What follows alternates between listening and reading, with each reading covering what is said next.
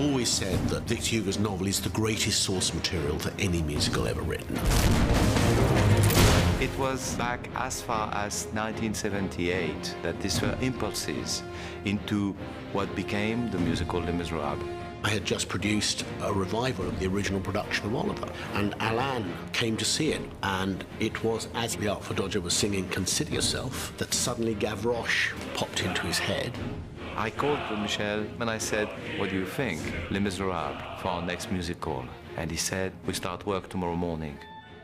And they brought to my office the concept album that Alain and Claude Michel had recorded in France, and I was so excited. Cameron told us, you don't realize what you have written. This may speak to the world. And what I really wanted to do was rebuild it in a way that I would do a normal musical. And I wanted them to be part of that process. He phoned me up one morning, January '85. He said, come and see me today, lunch at the Ivy.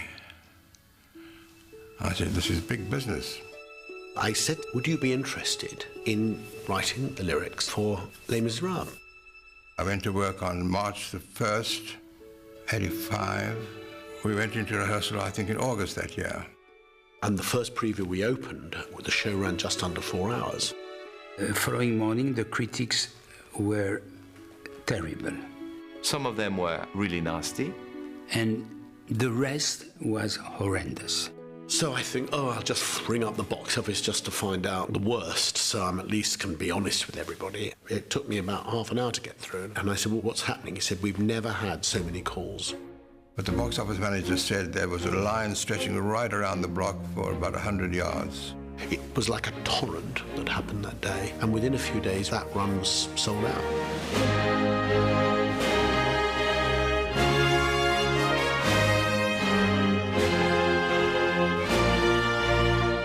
After the 25th anniversary, which I did a great concert at the O2, I decided to celebrate 25 years of Les Misérables with a brand new production. And it's doing extraordinary business. I mean, I can confidently say it's likely to be there for at least another decade.